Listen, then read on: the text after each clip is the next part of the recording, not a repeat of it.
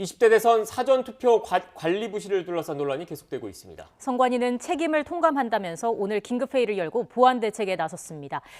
관련 내용 구자룡 변호사와 함께 짚어보겠습니다. 어서 오십시오. 네, 안녕하세요.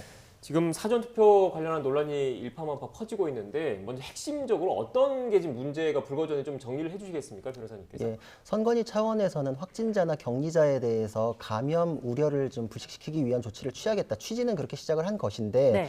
그 방법이 기표소를 따로 두면서 확진자나 격리자가 직접 자신의 투표지를 투표함에 넣을 수 없게끔 만들어가지고 동선이 완전히 차단이 되면서 내 투표지가 제대로 투표함에 들어가는지를 확인할 수 없게끔 됐고 제3자가 투표지를 여러 장 모아가지고 나르는 동안에 종이백, 뭐 종이상자, 쇼핑백, 뭐 비닐봉지 이렇게 각양각색의 이런 그 수단을 이제 모아가지고 하는 동안에 투표지가 분실되거나 다른 게 들어가는 우려에 대해서 안전장치가 뭐냐 이거에 대해서 사실 해명이 안 되는 조치를 취했고 그리고 이렇게 투표지가 대량으로 왔다 갔다 하는 동안에 기표된 투표지가 다시 되돌아와가지고 다른 유권자가 그걸 발견해가지고 이제 그 기표된 부분을 이제 보게 되는 비밀투표 침해에 대한 우려도 발생하지 않았느냐 이런 것이 이제 논란의 핵심입니다. 네, 그러니까 저희가 학교 다니면서도 배웠던 가장 기본적인 민주주의 선거의 기본 원칙이 보통, 평등, 비밀, 직접 선거잖아요.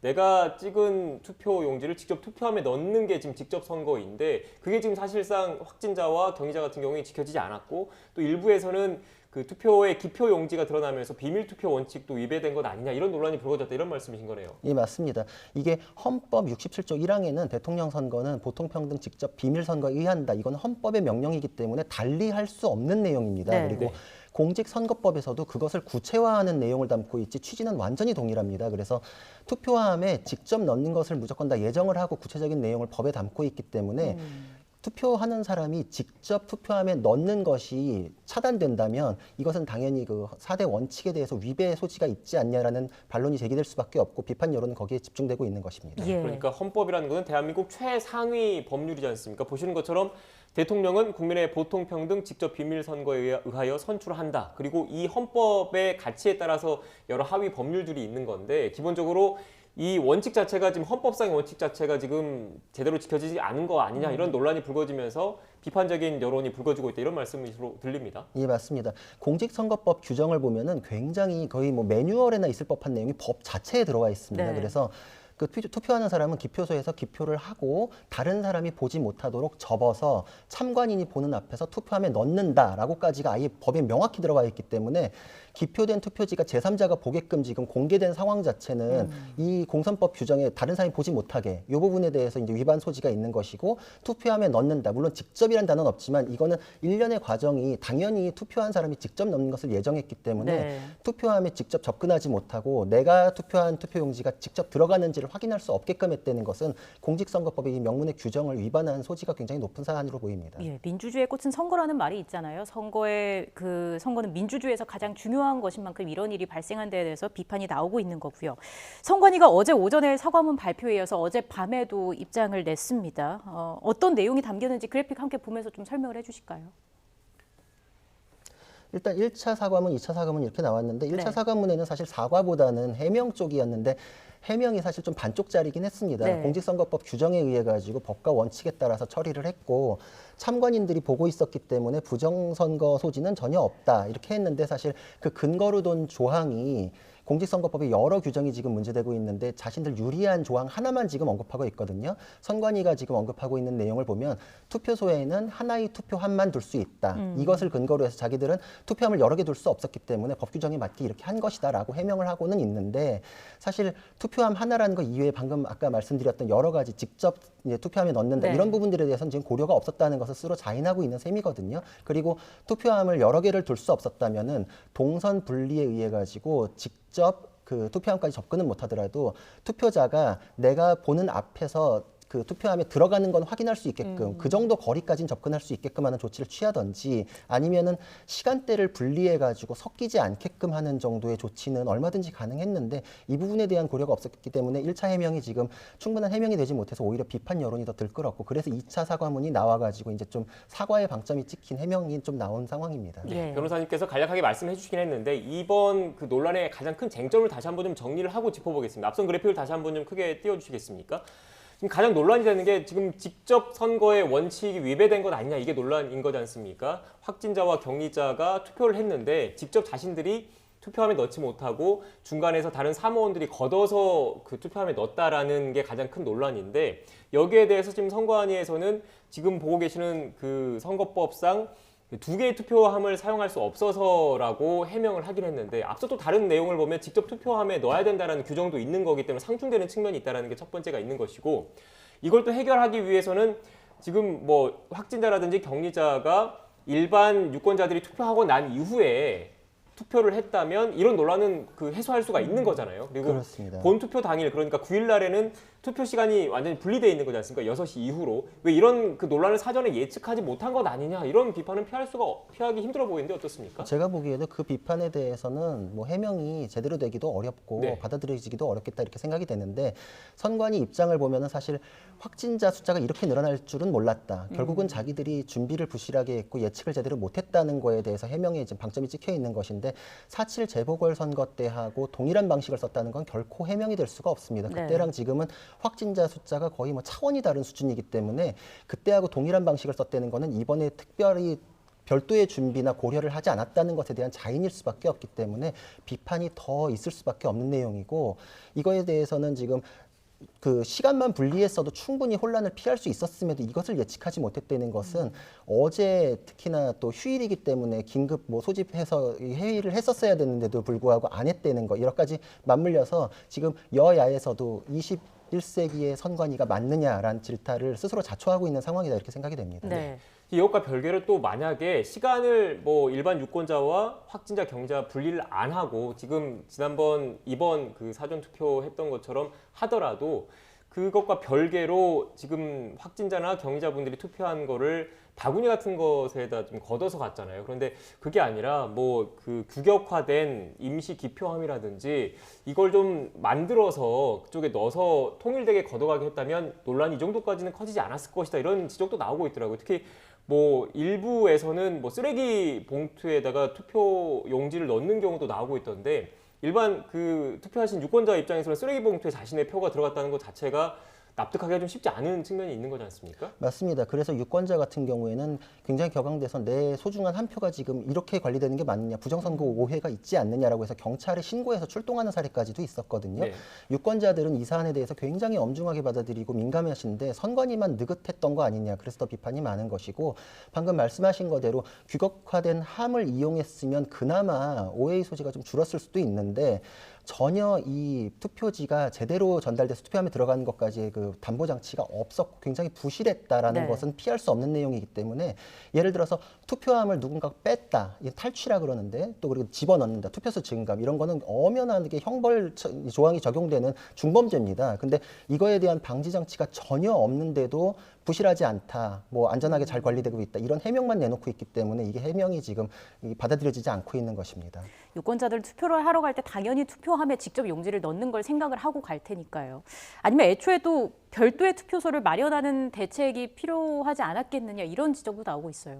근데 그게 이론적으로는 가능한데 짧은 시간 동안에 투표소를 하나 더 마련해가지고 그럼 대관도 해야 되고 인력도 다시 배정을 해야 되고 있기 때문에 그 업무가 사실 좀 만만치는 않습니다. 그래서 이미 마련되어 있는 투표함에서 사실 시간 분리 정도로 해가지고서 하는 것이 가장 효율적이고 안전한 방법 아니었겠나 싶은데 그것마저도 지금 아이디어를 떠올리지 못했던 것인가, 논의 자체가 없었던 것인가, 이거는 추후에도 왜 이런 일이 벌어졌는지에 대해서는 모두가 다 해명을 하고 사안을 재발 방지를 위해서라도 조사를 해야 된다는 거에 대해서는 의견이 일치하고 있기 때문에 그 부분도 조사 대상이다 이렇게 생각이 됩니다. 네. 그러니까 변호사님 말씀을 좀 들어보면 그 지난 5일 사전 투표 때도 지금 9일 날 본 투표 때처럼 6시 이후에 그 확진자나 그 격리자분들은 별도로 투표를 하시는 거잖아요. 그리고 투표함도 같은 투표함을 쓰는 거니까 이런 논란이 아예 안 불거졌을 텐데 지금 그 이 국회 정개특위나 이런 쪽에서 공직선거법 개정안이 나올 때 그 정개특위를 열린 이유 자체가 오미크론 변이로 인해서 하루 신규 확진자가 뭐 10만 명 이상 나올 거라는 게 예측이 계속 나온 상황이었기 때문에 이거 자체를 선관위가 전혀 예상을 하지 않고 시뮬레이션 하지 않았다라는 것 자체에 대해서는 좀 논란을 좀 피하기 어려워 보이는 것 같습니다. 지금 말씀 맞습니다. 들어보니까. 예, 예. 그래서 여야 한 목소리로 비판을 하고 있고 특히 이낙연 선대위원장 같은 경우에는 이런 확진자 증가 상황 때문에 어려움이 있었던 건 아는데 그건 사실 그 상황 누가 몰랐냐, 다 알고 있지 않았느냐 이렇게 비판을 하고 계시거든요. 충분히 이게 상식이기 때문에 이 부분에 대해서 대비가 없었고 하루 뭐 확진자 뭐 20명 정도 와서 투표할 것이다 이렇게 예측했대는데 숫자가 굉장히 좀 터무니없고 4.7 재보궐선거 때 그 전례를 가지고서 지금 대입을 했다면은 이번에 그 선거에 대해서는 굉장히 부실 관리에 대한 그런 비판을 피하기는 어려울 것 같습니다. 네, 비판이 나오고 있고 대한변협에서도 공식 성명을 발표한 거죠. 예, 맞습니다. 굉장히 뭐 대한변협에서도 인권 정의 뭐 이런 공익적 측면에 대해서 활동을 하는데도 사실 진행 중인 선거에 대해서 변협이 입장 밝히는 게 사실 굉장히 이례적인 경우입니다. 그만큼 이 사안을 굉장히 엄중하게 생각을 하고 있다는 것인데 직접 비밀 투표가 침해될 경우에는 국민의 참정권이라는 건 사실 형해화될 수밖에 없기 때문에 나서지 않을 수 없고 이거에 대해서 의견을 낼 수밖에 없고 그리고 본투표가 남아있기 때문에 이거에 대해서 경각심을 더 불러일으키기 위해서 이 변협 차원에서 공익적 차원에서 입장을 밝힌 것으로 보입니다. 네, 형해화라는 게 좀 어려운 말이어서 참정권이라는 의미만 남아있고 사실상 유명무실해진다 이런 취지의 그렇죠. 말씀이신 껍데기만 거죠? 남게 되고 네. 안에 내용이 다 빠져버리게 되는 그런 결국은 투표권 자체가 침해돼 버리는 것이거든요. 내용은 절차라는 건 사실 그 충실한 그 내용까지도 담보하기 위한 것이기 때문에 절차에 있어서 이런 미흡한 관리는 아예 그 제대로 된 선택권을 침해하는 그런 결과가 초래될 수 있습니다. 네. 네. 지금 이렇게 논란이 불거지니까 앞서 저희가 취재기자 통해서도 전해드리긴 했는데 선관위에서 긴급회의를 소집해서 지금 대책을 내놓겠다고 하고 있습니다. 어떤 내용들이 나올 걸로 보십니까?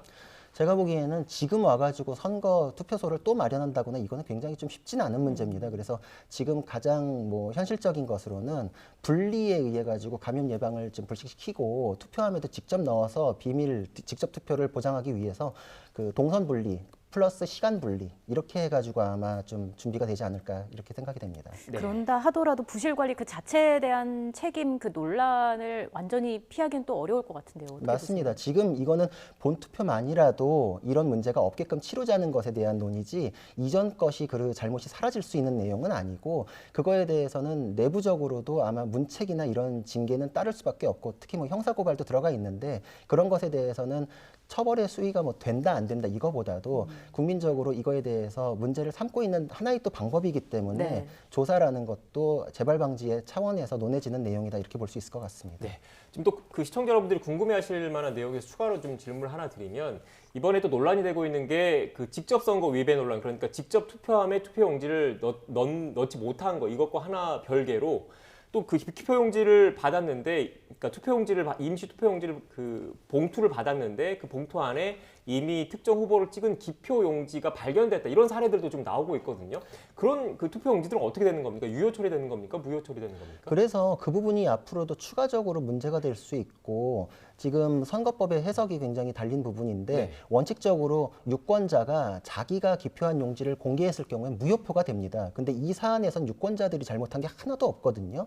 선관위에서 잘못을 했기 때문에 그 투표지가 무효가 된다라고 하면은 정상적으로 투표한 유권자의 표 하나가 관리 잘못으로 없어지는 거기 때문에 문제가 큽니다. 근데 선관위의 입장은 유권자가 직접 공개한 것이 아니기 때문에 유효 투표 처리를 하겠다라고 했고 저도 법 해석상으로는 그게 맞는 것 같은데 문제는 지금 이런 그 문제되는 표가 여러 군데서 발견이 됐는데 그 개별 그 선거 투표 관리하는 그곳에서는 이게 공개된 투표지다라고 도장을 찍어가지고 집어넣은 경우도 있다고 합니다. 이게 그러면은 나중에 섞이고 나서 개표 과정에서는 무효표 처리될 가능성이 있거든요. 이거는 처음부터도 입장을 통일해가지고 했어야 되는데 다시 또 이 유무효에 대해서도 이 관리 잘못이 논해질 수 있는 사안이 불거졌다 이렇게 생각이 됩니다. 네, 지금 말씀하신 내용은 저희도 좀 추가적으로 확인을 해보긴 하실 텐데 말씀하신 대로 공개된 투표에 공개된 투표지라고 일단 식별 표시를 하고 투표함에 넣은 게 사실이라면 저희도 추가로 확인을 해보겠습니다. 사실이라면 그리고 그게 무효표 처리가 된다면 그 표를 찍었던 유권자분들 같은 경우에 자신의 의사와 전혀 상관없이 자기가 그 어떻게 보면